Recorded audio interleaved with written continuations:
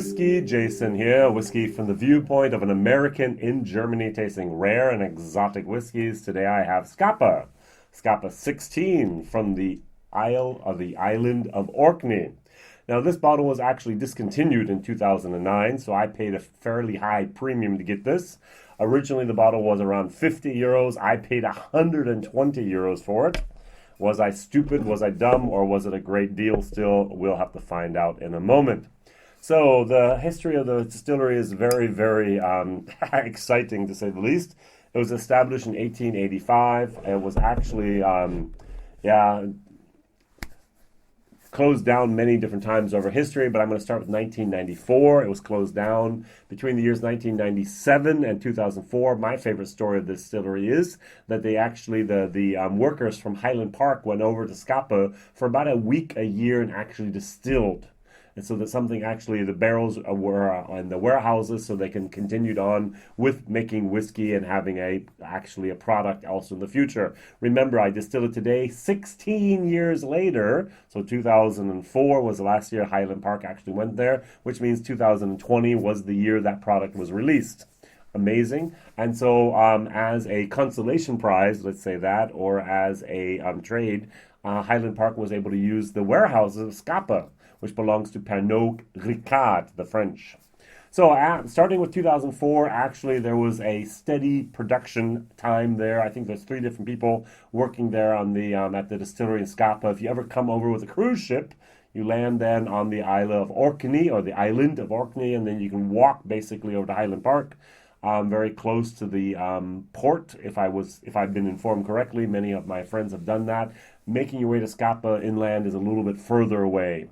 So, I'm going to compare it, to the no age statement. This is also called Scapa, the Orcadian. This is called the Batch SB15. This is 100% first fill bourbon casks. It says so actually on the label. That is very, very good. And this is also 100% first fill. A smooth and fully bodied single malt, also a first fill bourbon cask. So if you ever have anything with Scapa, it will not be sherried or rum finished or port finished or anything like that. They do not have any peat that they use in their malted barley. Now you might find a Scapa that has been independently bottled. They've done a finish to it, but from the official bottlings, never will you see that.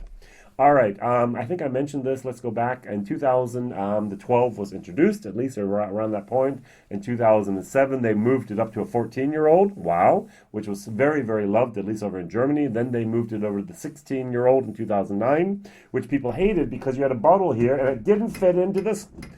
It didn't fit in the shelves because it's not normed. Everything in Europe is normed, and this bottle is 2 centimeters too high, and so everyone had to put on the top of the shelves, and everyone hated this. Especially if you look here at the box, it's even taller, of course, and it doesn't fit into the shelves at all, which is a very, very, very bad thing. Yeah, and so, all right, so then 2015, it turned into the no age statement. Unfortunately, this is whiskey base number 5356. Does it have chill filtering? Yes. Does it have color addering? Yes. Is it at the minimum legal rate for a ABV for a whiskey at 40%? Yes. Do we hate this? Yes. Would we like it to be non-chilled, no coloring added, and a higher ABV? But of course. But is it? No. So what this one last special thing about Scapa is, not only on the island of Orkney, they also use a Loman still. Loman still is a hybrid still, something between a pot still at the bottom and a column still at the top, and you usually have the plates in there. What they did is they took out those plates, and now it just flows through there without any interruption. 13,500 liters is the wash still, and the spirit still is exactly, which is not a Loman still, is 12,563 liters, according to my information. One last point of interest is the water. The water comes from the Lingro burn. Burn means a spring, and the Lingro burn is peated. So it runs through peat, and so the water itself is used for this, as well as the distillation process for the mashing, as also with the diluting of the whiskey is lightly or somewhat peated the So you have a tiny, tiny little bit of peat in there, which I haven't even seen or been able to detect yet. I love this nose. This is a fabulous, fabulous whiskey on the nose. I get some caramel. I get some saltwater taffy.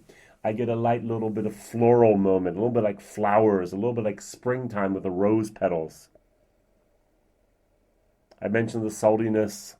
I mentioned the caramel. This is a great, great whiskey to enjoy sniffing. Over here, the no age statement. The first thing that really comes out is the youthfulness of the cask. A lot more of a vanilla push. It's a little bit more vegetal as well. Think vegetal would be like a bell pepper. Think of a yellow bell pepper without the crispiness of that, but rather after you chewed on it a little bit and you have that vegetal moment. Yeah, think eggplant, vegetal. All right, that's what we have here. I forgot to mention that in my German video. I would have been good to mention eggplant. I don't like eggplant. Eggplant has structure in your mouth, but it's really tough a little bit and it doesn't have a great structure. Fried eggplant, beautiful. Eggplant in my stew or in my veggies, not a big fan. Sorry. Digressing and coming back. I love the nose. I would give this like a B+ for the nose alone. All right, cilantro. Cilantro means to your health.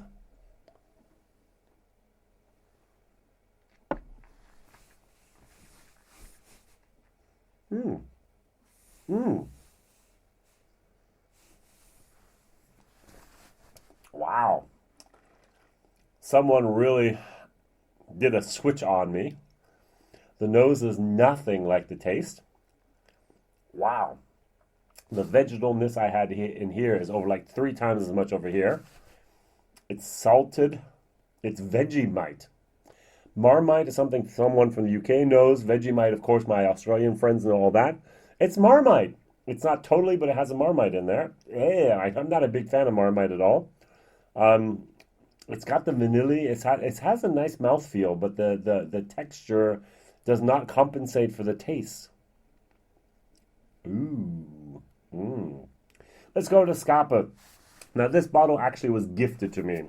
I moved from northern Germany down to the western central part of Germany by Dusseldorf. And one of the companies I used to work for actually gifted this whiskey to me. And they're dear friends of mine. I taught them for, I think, almost 10 years. And you get to know them. You've gone through different crises with the people and so on. And this was their going away present for me. So this has a dear place in my heart. When I did the video originally in German, I actually scored this much higher than I should have because the sentimental value of this whiskey blinded me to the faults and to the real taste of this whiskey. But let's try it now. The nose is not great, by the way.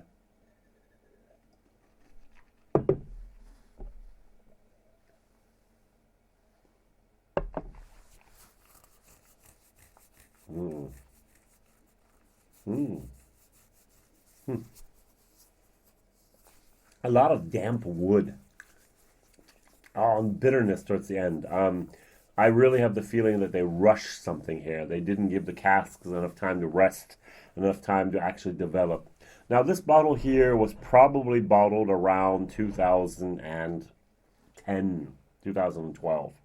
So you take away the 16 years and you go back to the year 1994. Which the distillery was closed down until 1997. So the question is, when was this bottle made? Was this bottle made in 1993? Was it made in 1997? Which would be a little difficult, which means it would have been around 2013, which I don't think this bottle was. I can't, wait, I do have a stamp on here? I do have a stamp, all right. So I have a stamp on here. It was bottled, well, looky there. It was bottled in 2015. Very good. I answer my own questions sometimes. This was one of the very last bottles of the 2016 that was bottled. So it was basically then distilled in the year 1999 or before. You can put older whiskeys in there. So basically in that 1 week period where the people from Highland Park came over and distilled, this is one of those products. Now the distilling process is very, very important. The maturation process in the wood is even more important. And this just doesn't give me great taste. I'm going to give this a C to a C minus. I'm going to give this a C to a C plus, which is still not worth the €120 price tag. I've tried to coin recently the term whiskey inflation rate. I call the whiskey inflation rate between 10 and 30%. We know the interest rate. Yeah, we know the inflation rate. There's a whiskey inflation rate. So someone bought this in 2015.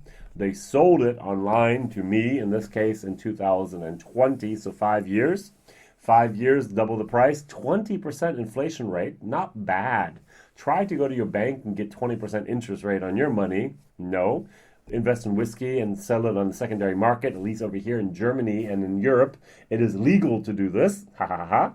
Now, be careful. You have to pay your taxes on that if you sell things more than a certain amount of money and you become a small business owner, then you have to pay taxes on that profit that you've made. But hey, other than that, it's legal to sell alcohol from the government point of view as a private individual. We don't have the prohibition laws that in the States still somehow ghost everyone else, who haunt everyone else. Wonderful nose. Mm-mm. Mm-mm. But it just doesn't deliver on the palate. C, maybe even C+, but definitely not with the money I paid for it. That'd be a D, to be honest. All right, my question of the day is, what coastal whiskies from Ireland, from Scotland, the Scotch whiskies do you prefer?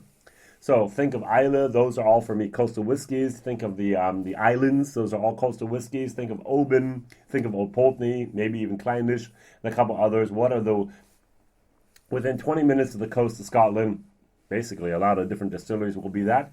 What is your favorite coastal whiskey?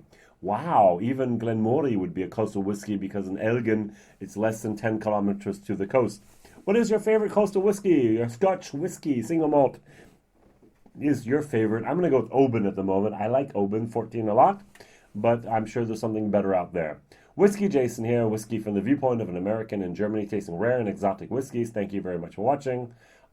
See you soon. Like and also subscribe and tell others about this crazy American over in Europe tasting rare and exotic whiskeys. Bye-bye.